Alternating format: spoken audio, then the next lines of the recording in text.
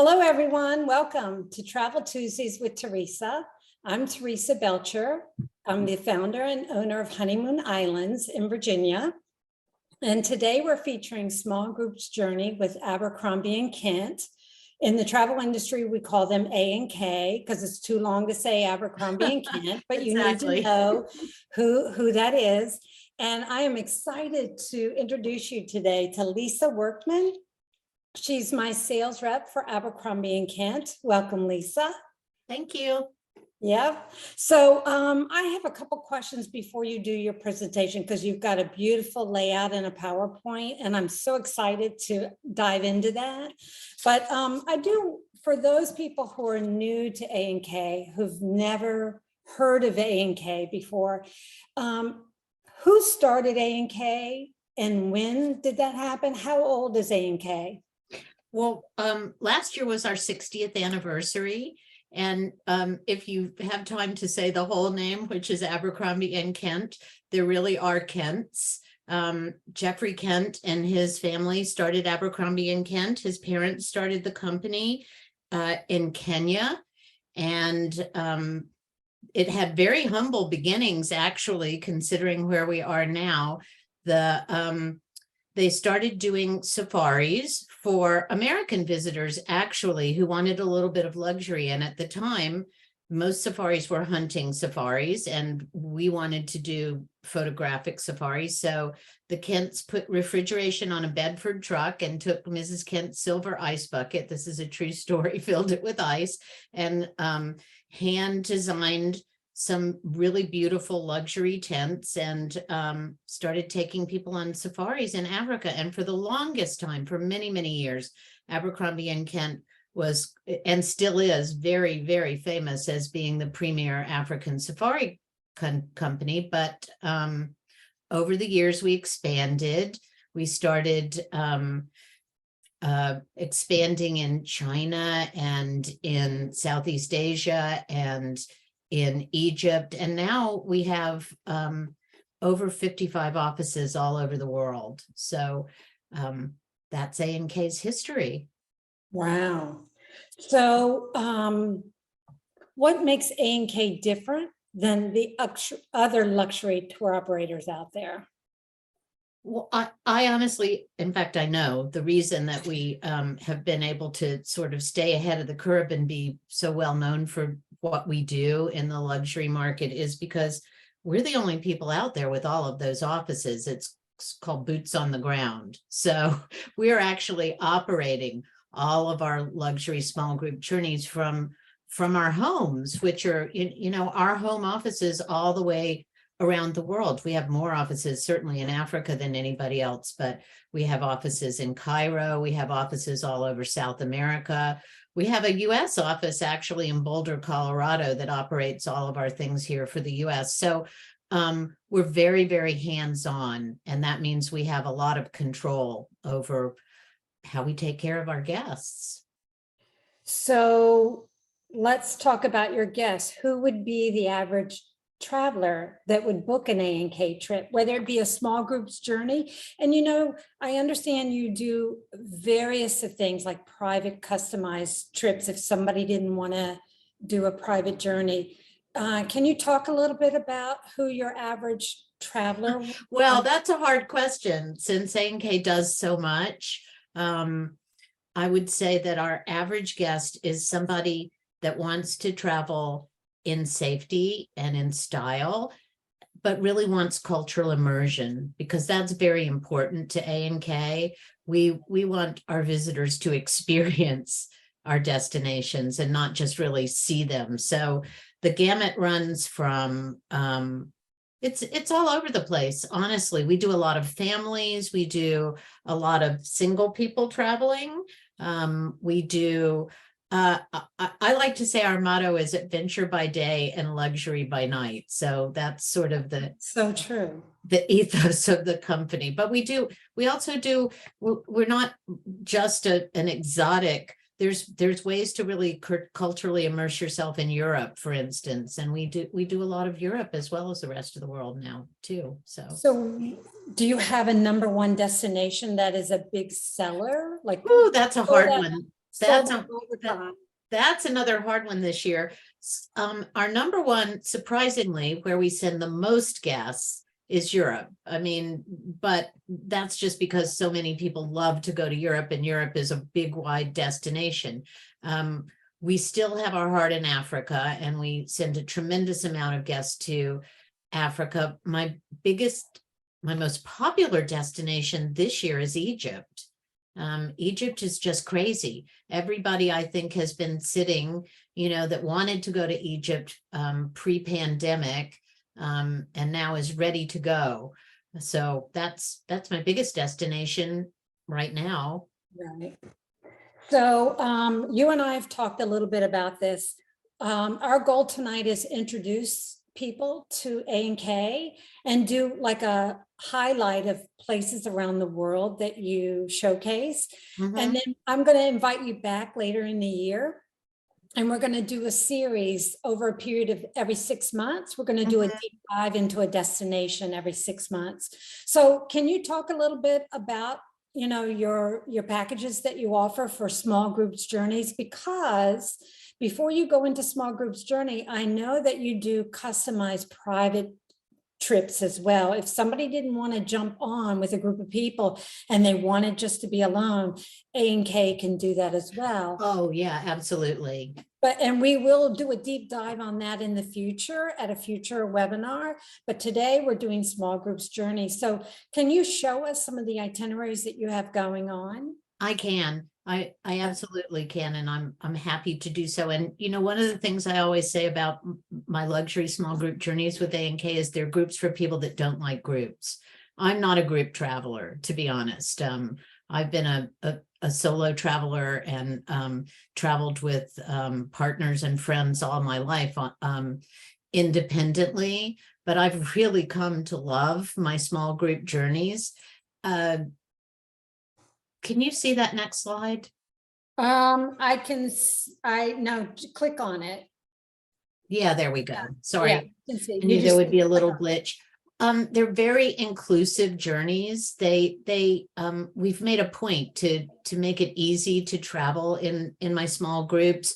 We have private transfers. We have something called a traveler's valet, where that you can get your laundry done half the way through, which I always say eases a lot of packing anxiety for people traveling. We have our luggage is just sort of magically disappears out of a room and appears in the next room, which I really love because I hate putting my bags out in a hallway somewhere and leaving them. Breakfast in bed. But when I was talking about lots of the inclusions that we have to do with cultural immersion. So we always had like ride like a local, if you can see the little tuk-tuk over there, or believe me, I've ridden in every kind of possible way all over the world with A&K, and it's so much fun to see destinations via different modes of transportation and see it the way that people actually travel around. But the biggest thing I think about my luxury small group journeys is that all of our tour directors are resident tour directors, because we feel very strongly that no one can show you a country the way that somebody who's grown up there and lives there can. These are the best of the best. We're a wonderful company, and we're really lucky to have all of our resident tour directors around the world. The reason I say that these are groups for people that don't like groups is they're small. Every group is guaranteed to go out with a minimum of 2 people and a maximum of 18. In prior years and other years, I might have told you that maybe my average group size was 16.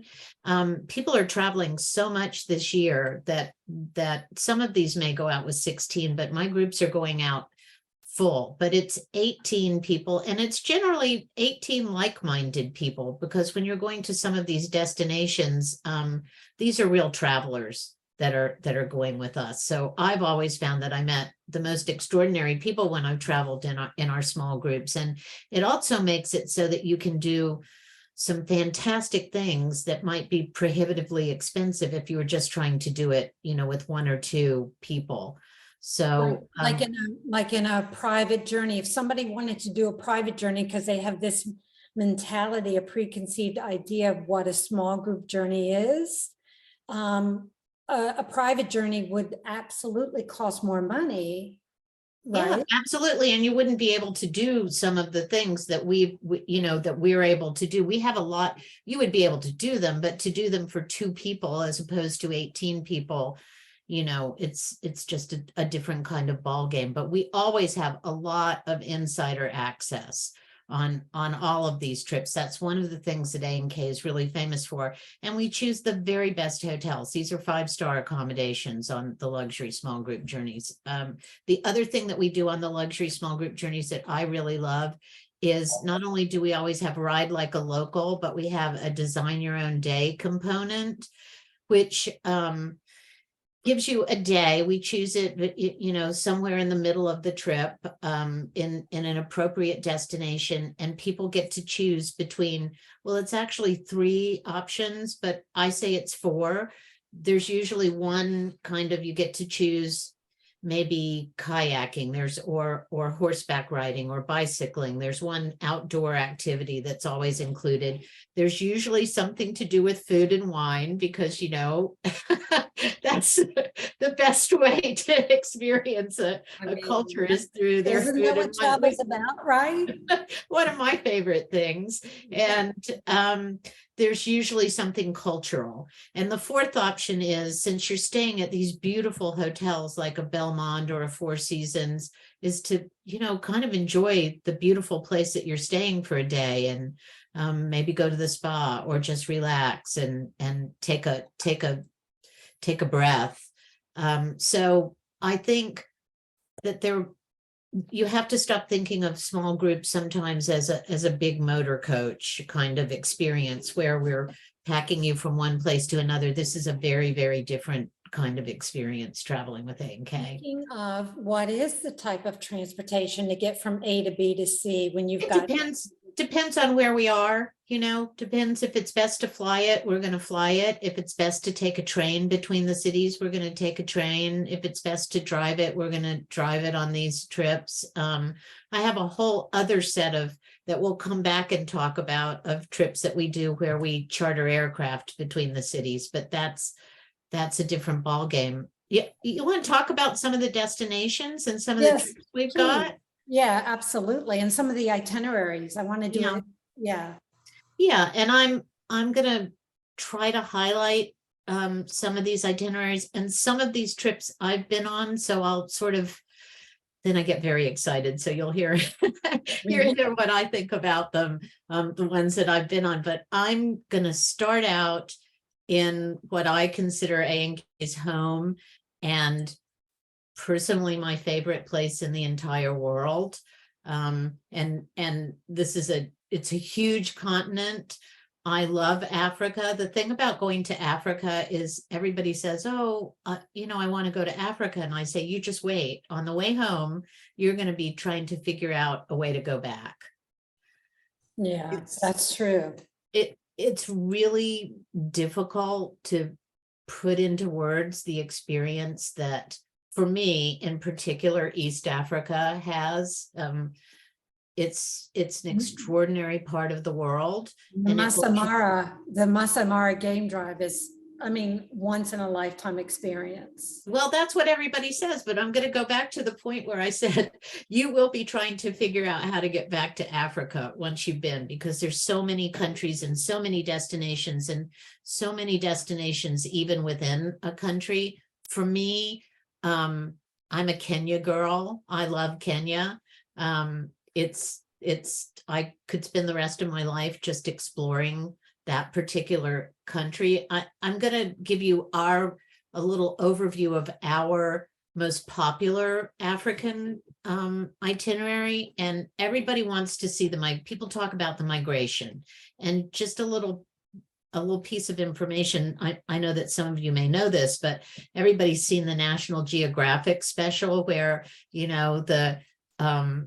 the wildebeest, the zebras are all, jumping across the river, and the lions are waiting for their smorgasbord to come by their easy dinner. And so everybody thinks that the migration is in the summer in Kenya. June, July, August, Kenya, that's the migration. And yes, that is the migration in parts of the parts of the Mara, and that spectacularly famous place in the Mara River where the crossing is. But the migration is always going on. The animals are always migrating. They're just following the rains and the grasses. So you can see the migration in different places in Kenya and Tanzania at different times of year.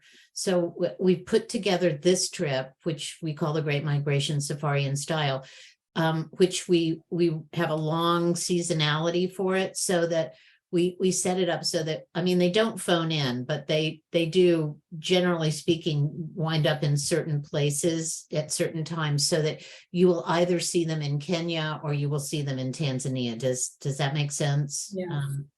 What I'm saying, we have they used to be like clockwork, but now the climate of the world is changing, so we try our best to make sure that we are where they are at some point in this trip. And this trip starts out in Nairobi, and I always suggest that you go in maybe a day early to get your feet wet a little bit. Nairobi is an interesting city. We stay at Hemingway's, which is out in the Karen district. If you're looking at this, you'll see the little portion over here that tells you whether you're going by air or road or whatever. There's a lot of flying in this, which is great because these are huge expanses. Along a lot of territory. I mean, it's really deceptive how big this part of the world is.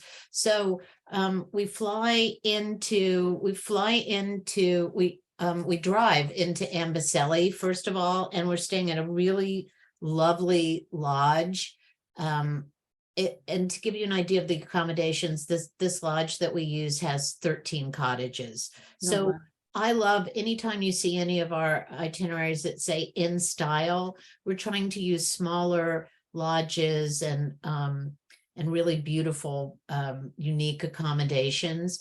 So we're up here in the Mara for a couple of nights, and then we drive over the border, and we do the boarding crossing into Tanzania, and we have lunch in Arusha, and then we fly out to Tarangire National Park, and we stay out at a beautiful place in Tarangire called Gibbs Farm. I don't know if you've ever heard of Gibbs Farm, but it's like one of Travel and Leisure's best luxury small properties, and it is a farm. Yeah. So there's lots of things to do at Gibbs Farm, and this is where we have your design your own day.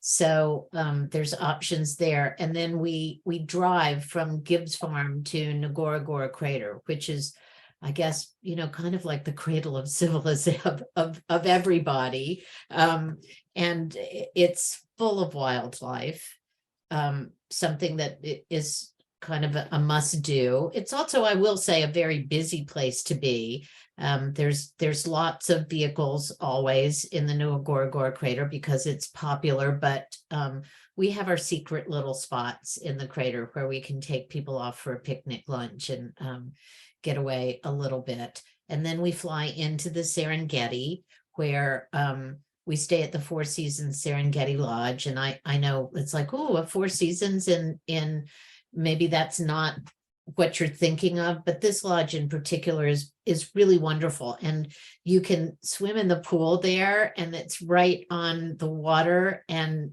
watch hippos while you're lying in the pool, which is one of my favorite things. And then we go on back up, and we go up to back up into the Mara again, and so one of the reasons that I was explaining before for this itinerary is so that we have the best advantage to always try to be someplace where the migration is. So, I mean, you're either going to see the migration in the Serengeti, depending on the time of the year, or the Mara. And we stay at Olanana, which is this beautiful property on the Mara River. Mhm. So the wildlife is just crazy there. And then come back to Nairobi. So do you offer anything else in Africa? Oh my God, yes.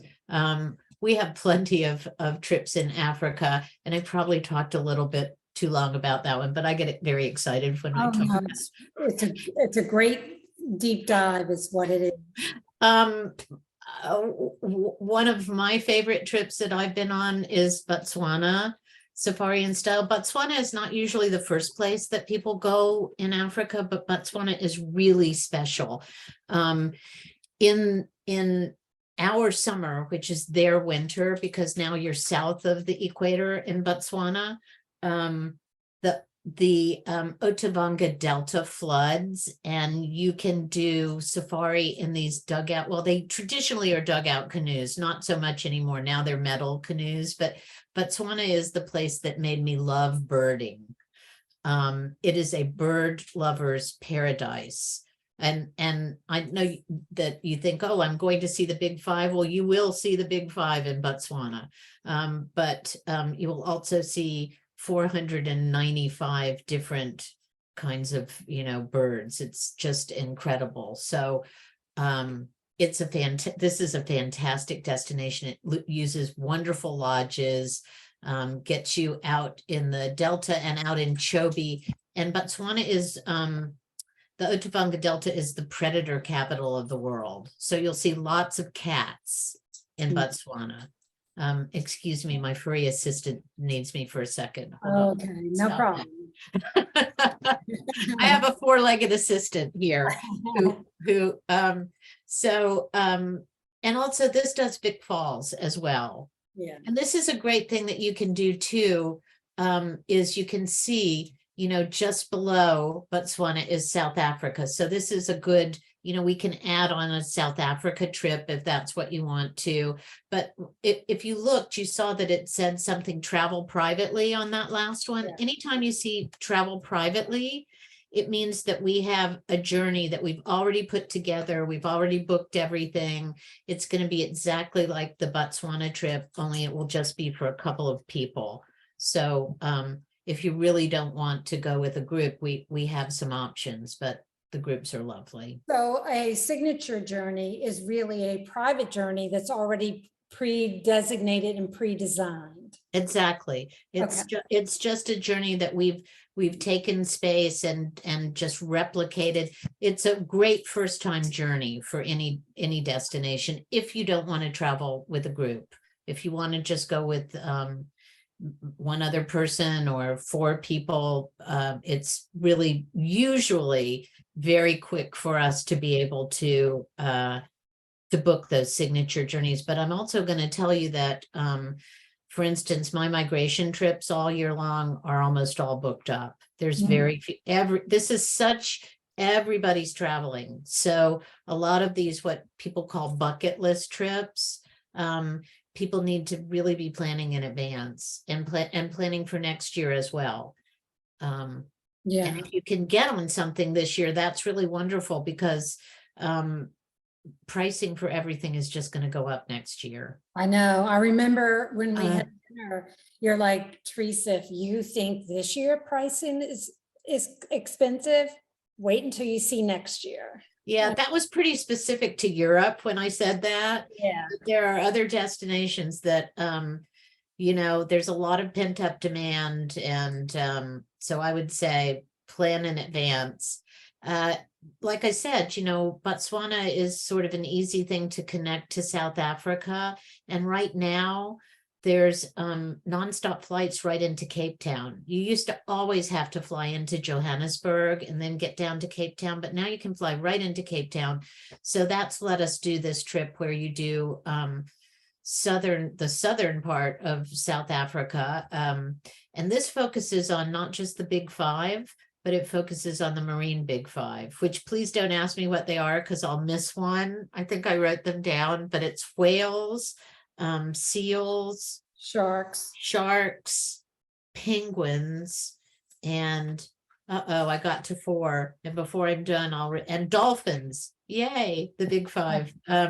So this is Gruspo's private reserve, and it's just a great jumping off part. Of course, Cape Town is one of the most beautiful cities in the world.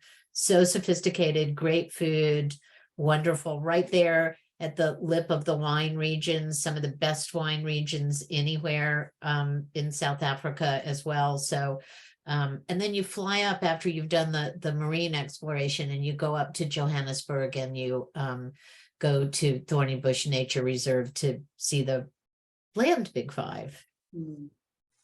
So, Yeah.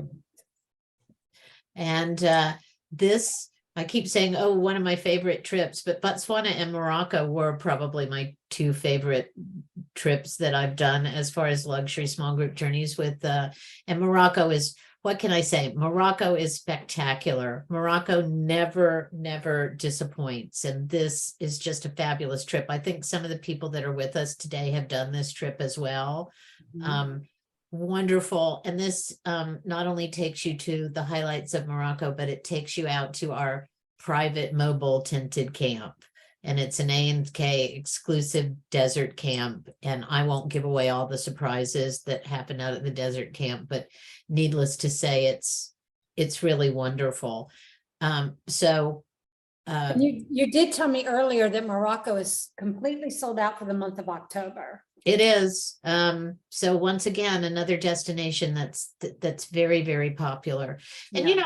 I forgot to say this, but when I was talking about the Botswana trip and the Mhm. design your own day, one of the options for Botswana when you're up in Zambia, when you're starting the trip, is to go see Our Ladies at a bike shop up there. And that's one of A&K's philanthropy projects. And so if there is a philanthropy project that we have in any of these destinations, that's something that will be optional, on your design your own day. And seeing the ladies at the bike shop in Zambia was one of my favorite parts of that trip. Fun. They're, give a woman a job and watch her take off, Exactly. So I see Egypt coming up, and can I just say, for me, Egypt has been my #1 most requested destination in the year 2023. It's crazy. And I started getting those requests last year, and I've had a hard time getting space available. It's almost close to impossible. It's close to impossible. I have some space. It's virtually impossible to do it on a customized basis with Abercrombie and Kent. And I think, look, everybody, the demand for Egypt is tremendous, and the demand to go with A&K is really tremendous because we're really well known in Egypt. We've been in Egypt for a long time. So A&K is the pioneer of luxury travel. So, and we own our own ships. We own the docks. I think it's one of those places in the world where people are a little still concerned with safety and security. So it's a big destination for us.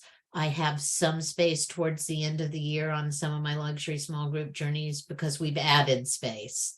But as far as trying to customize or build trips to Egypt this year, it's just very hard because everybody wants to, when they go to Egypt, most people, I should say, want to at least take a 4-night Nile cruise. And that's where some of the issues come up because there's only so much space on ships. But it's an incredible destination. I did a little big jump there. I should have given you some that's all right. some warning before I jump to South America, but you and I have been talking about South America a lot recently. And a lot of the people on this Zoom call want to go to South America. Excuse me, and they're waiting for 2024 pricing to come out for certain South America trips. Well, what you can do on most of my trips, if we've got the itineraries out there for 2024 and you, Teresa, can check with us, you can always put a goodwill deposit down on any of the dates that you want. And then when the pricing comes out, if people go, well, I don't want to go, not necessarily because of the pricing, but for any reason, we just refund the deposit. But it's a good way to make sure that you get on a departure. This first one that I'm going to talk about, I don't know if we have the 24 departures set yet, but this is a fabulous trip. I was kind of the guinea pig last year for this trip before we started operating it. So I was lucky enough to do this. It's wonderful. Santiago is a lovely city.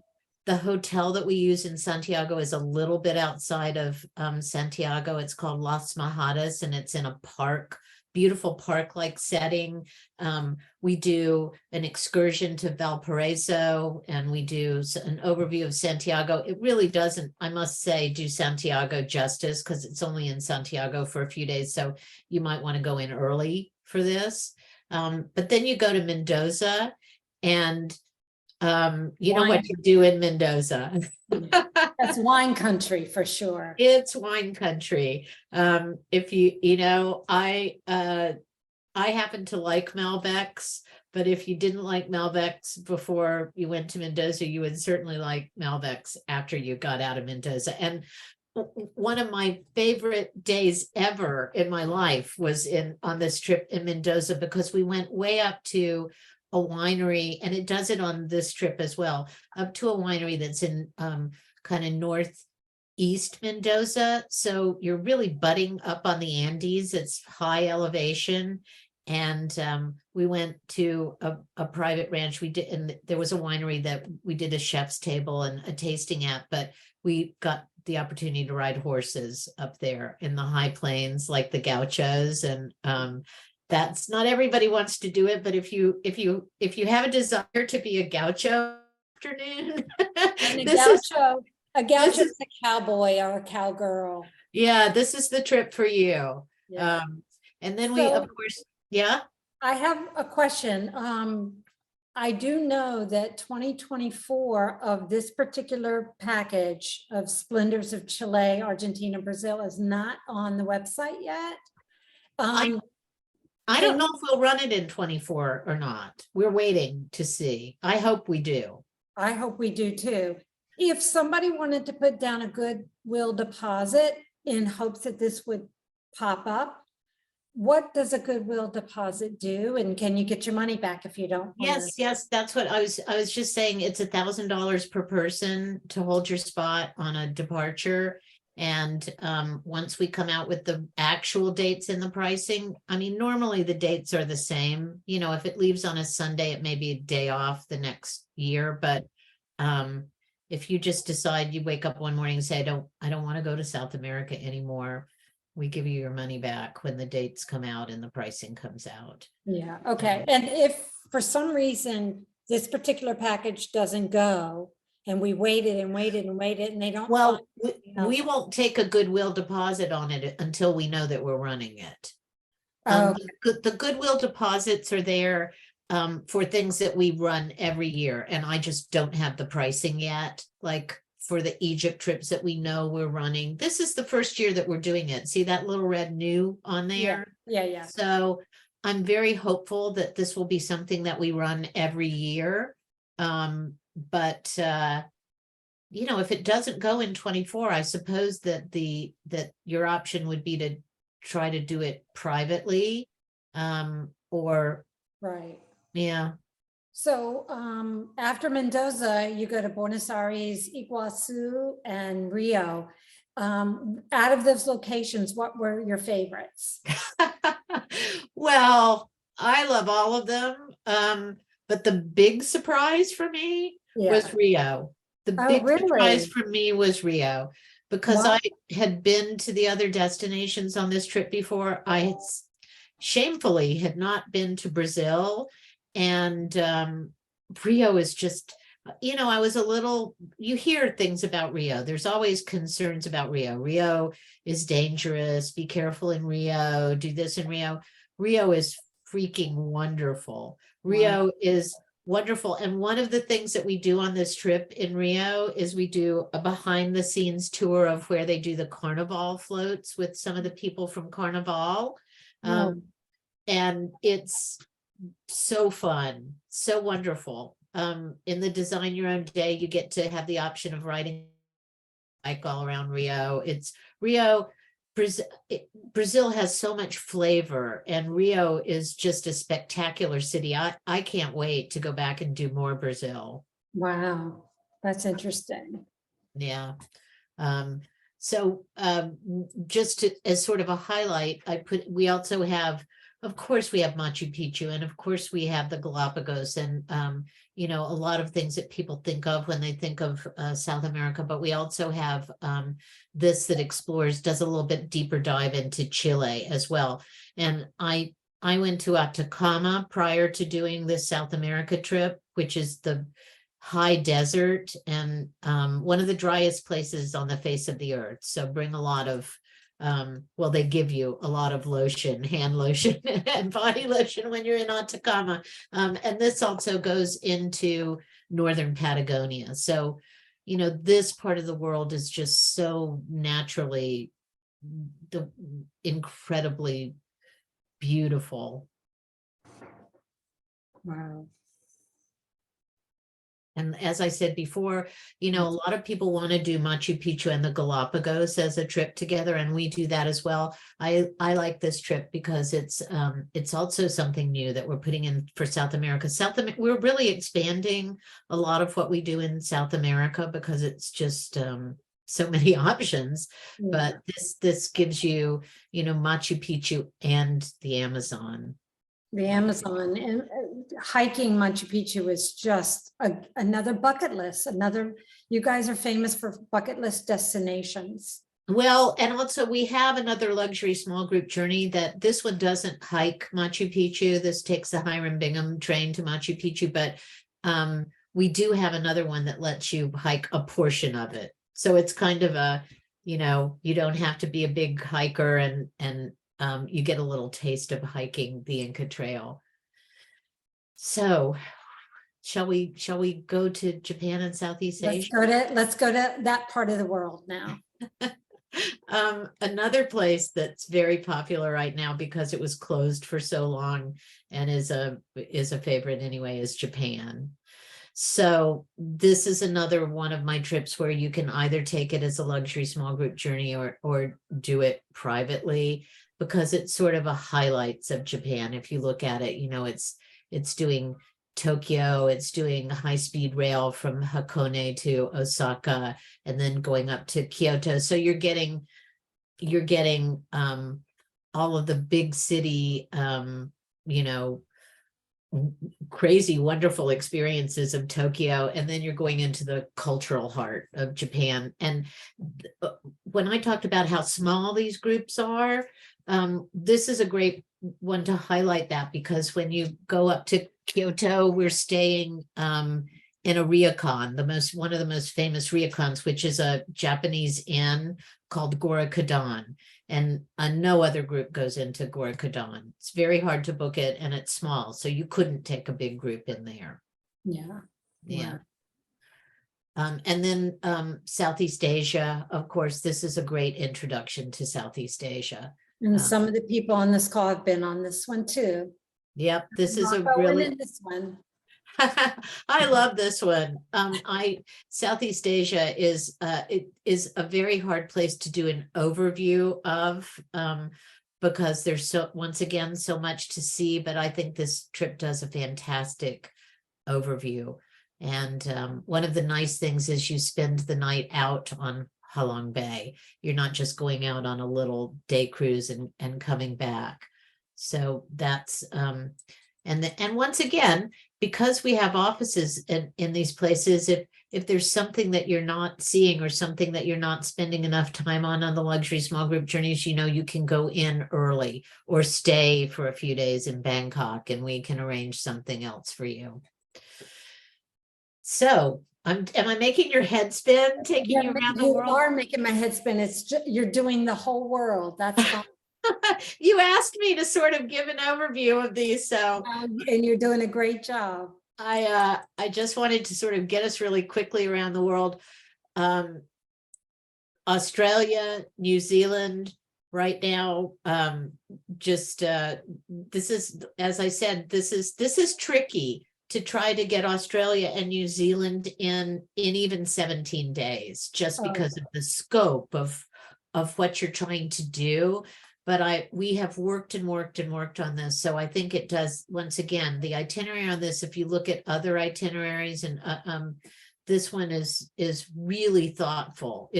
because it starts out in Melbourne, which everybody loves Sydney and so much, but I love Melbourne. Melbourne is a great city. It's once again, one of those surprise cities. But then you fly up, you go out to Cairns, do the Great Barrier Reef, do some really insider access right around there. Then you fly down to Uluru, which is used to be called Ayers Rock. And we're staying at longitude 151 out there, which is the best place ever. Yeah, it's tented right out by the rock. There's no place better to stay out there and explore, what's really sacred land. This truly is just Aboriginal sacred land. So then we fly on to Sydney and we do our Sydney thing where we do a behind the scenes at the Sydney Opera House. So you can stand on stage at the Sydney Opera House if you want to and have your moment. And so much to do in Sydney. And then of course down to Wellington and down to Queensland, which is the gateway to all of the Milford Sound and then back up to Auckland and home. Awesome.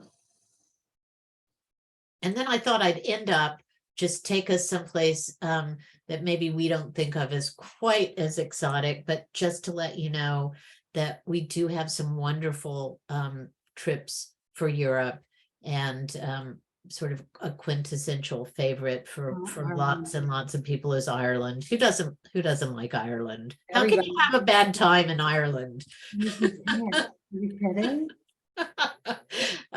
So this does the really great loop, but as I said before, every trip that we do has a lot of insider access and surprises in it. And this is one of my favorites. I put this one in because in case you can't tell, I love my food and wine. I can tell you've made that clear, but I join you with that one. I mean, and there's no better place for food and wine, in my humble opinion, in Europe than, Spain and Portugal. And also just for really diversity. So this gives you everything from UNESCO World Heritage Sites to, we stay in a Frank Gehry designed hotel when you're up in the Rioja region, and then we of course go on up to Bilbao and to the Guggenheim. So there's a lot of art and a lot of modern architecture, as well as UNESCO sites, and and you get to take... before you move on, I Mhm. see where Lisbon and Porto, Portugal, is like a post add-on. Yes, Porto is either a pre. We have a pre that you can do for Porto. So I highly recommend Porto, because Porto is like our San Francisco and Napa Valley. Mhm. It's their version of the city, and then you venture out to the countryside or along the river to the wineries. That Mhm. is Portugal. Other than Egypt, Portugal is my number 2 most requested for 2023. It just skyrocketed. And it's because the price tag in Portugal it's not as high as Italy. Everybody wants to go to Italy for the food and wine, but in Italy, the prices are so through the roof. So people go to Portugal, which is a more economical version of good food and wine. So It's also a quick flight to Lisbon. yeah. I mean, it's and there's still some decent airfares to Lisbon. Yeah. So that's another reason. And I thought that I would just end with Croatia, because this is such a lovely little trip. And I didn't want you to think that everything at A&K was so over the top. This is a lovely, well-priced, wonderful itinerary that lets you see the coastline and, eat oysters fresh from the sea, and see just wonderful cities like Dubrovnik. And that picture that I showed on the Design Your Own Day with people kayaking, that was in Croatia. So I thought I'd end up someplace beautiful and blue and relaxing, and that would be Croatia. And you did ask me though about extensions and pre and posts, Yeah. so we can, even if you don't see like a pre or a post that's put together for the group, and there are lots of them on all these luxury small group journeys, we can most certainly put something together for people because that's what we do. That's exactly, and you do it very well, must say. So Lisa, thank you for joining me tonight and educating us. I want to invite you back because we're going to do some deep dives on these itineraries and talk about what hotels that you would go to and all that stuff. So I would like to open up to any questions anybody might have. You can either type them into the chat box, or if you're brave enough and you want to hear your voice and show your face, unmute yourself and stop your video. And if you see the video with the slash, click on it and show your face and ask questions. Yeah, y'all should be brave because I'm brave enough to take questions that I might not be able to answer. I know. Well, no, you did a great job. So does anybody have any questions? I know Cecile. Oh, there, I knew I was going to call you out. I'll just make a comment about Morocco. Okay. Yeah, it was a fantastic trip. However, I do think that it can be a little problematic if you're in Morocco during Ramadan. Yes, and we will tell you when were y'all in there? Were y'all in Morocco during Ramadan? Yeah, and they had already booked it and paid their deposit. And we didn't know until like midway through, like the deposit was already paid, plans were being made. Final payment had not been made at that time, but the train had already left the station, so to speak. I haven't been during Ramadan. My understanding is that you can still get a glass of wine at the hotels, but nowhere else. Well, that may be because a lot of times there is nothing going on anywhere Until after sundown. And people are eating their meals, and the restaurants open late between 7:30 and 8 at night.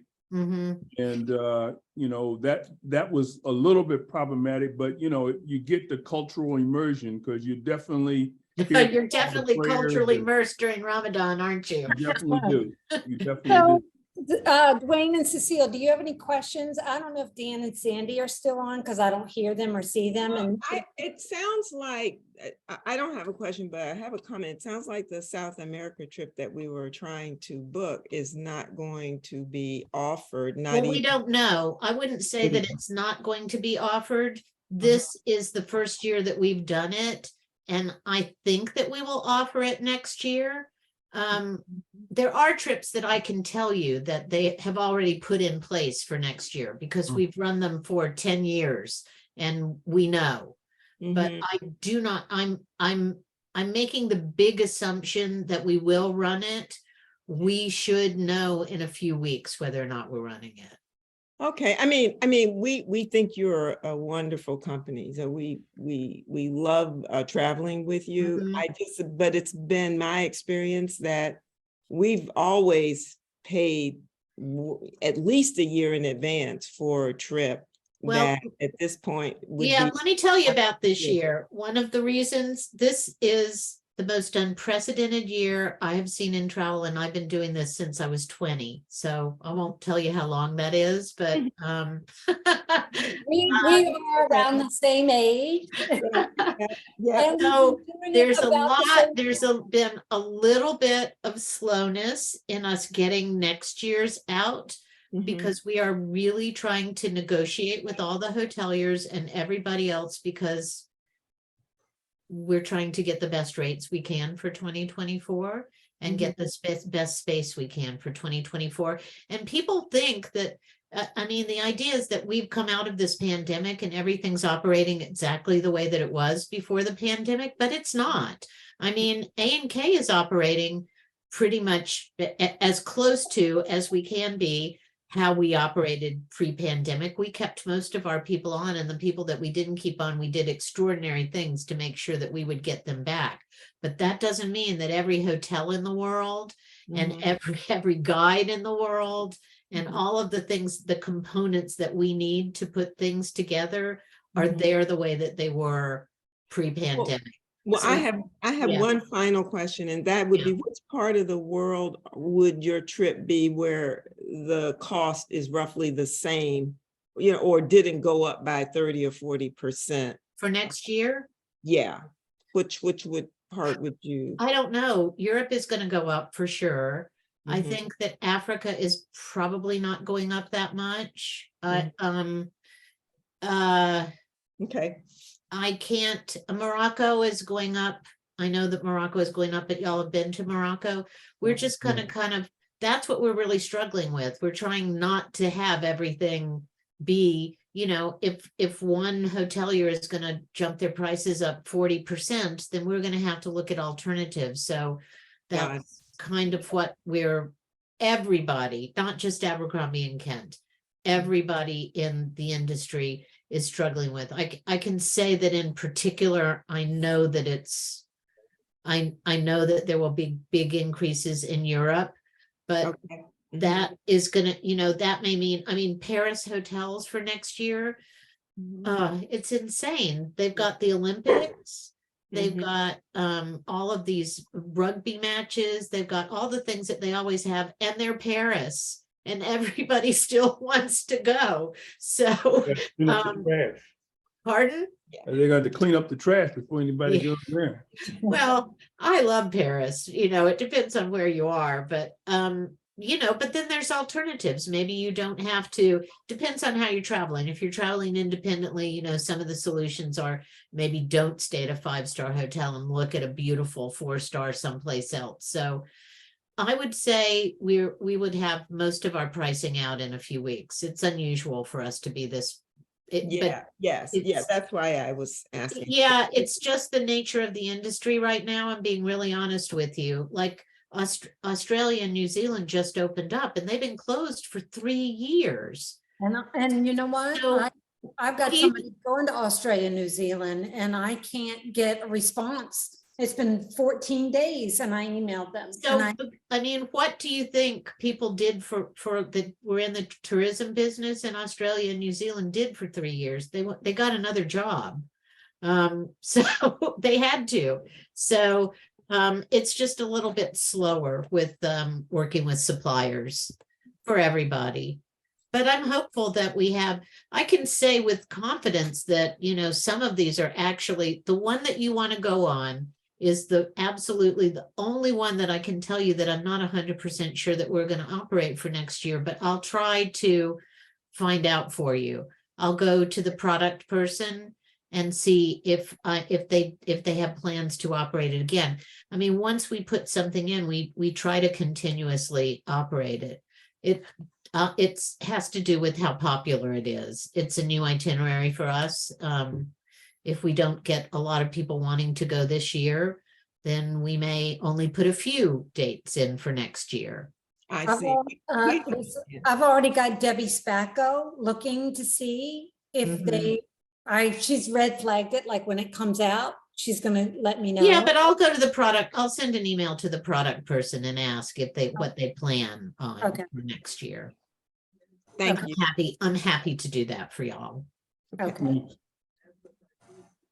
So anybody else have any questions? Anyway, we're going to wrap this up. So thank you, Lisa, for joining. I'm going to invite you back for a deep dive in the future. We're going to keep this series going. And Dwayne, it was nice to see your face. Cecile, always a pleasure. Thank you for traveling with us. You're welcome. I hope this was kind of helpful. It was really good. It was really okay. Yes. I hope that I'm going to really reach out to the person I know that designed this trip. I'm just going to send him an email tomorrow morning, and you follow up with me. I'm going to be gone next week, but I certainly hope we do, because I have to tell you that trip was great. It was great. Yeah, Yeah. you're leaving for Barbados Thursday and you're coming back a week later, so I'll Yeah. follow up with you after that. Good, and in the meantime, Debbie Spacco has got me on the radar. If something pops up, she'll email me. Yeah, But but I'll send out I'll go to the source for you. How's that? Awesome. See what I can find out. I don't know the source, you do. Well, that's the beauty of A&K. I'm telling you, we're a big company, but we're really not. We're big, but we're not so big that we don't know each other. So that's one of Yeah. the beauties of A&K. So I'm just going to wrap it up. So if anybody watching on demand or live that's interested in booking any of these itineraries or wanting pricing or detailed information, please reach out to me. I'm Teresa from Honeymoon Islands, and I'll put my email contact in the link below on YouTube so you can reach out to me. But I hope this inspired and educated people to travel and do something different that they would never have thought about. Like, oh my God, I never thought about a small groups journey. So anyway, I wish everybody a happy night and thanks for joining me live. Thanks, Dan and Sandy. Thanks, Dwayne, Cecile. Okay. Thanks. Thank Lynn. You're welcome. Thanks for doing it. Thanks, everybody. Cecile. Thanks. Oh, Carol, thank you. I Yeah. can't see you. Thank You you. know what? I can't turn my video on for some reason. That's Yeah, okay. we can't either. Well, thank you so much for having me, Teresa. I really appreciate it. You're welcome, Lisa. I'll talk to you later. Okay, thank you All very right. much. Thank you, guys. Bye Bye-bye now. Great, Lisa. Thank you. Okay.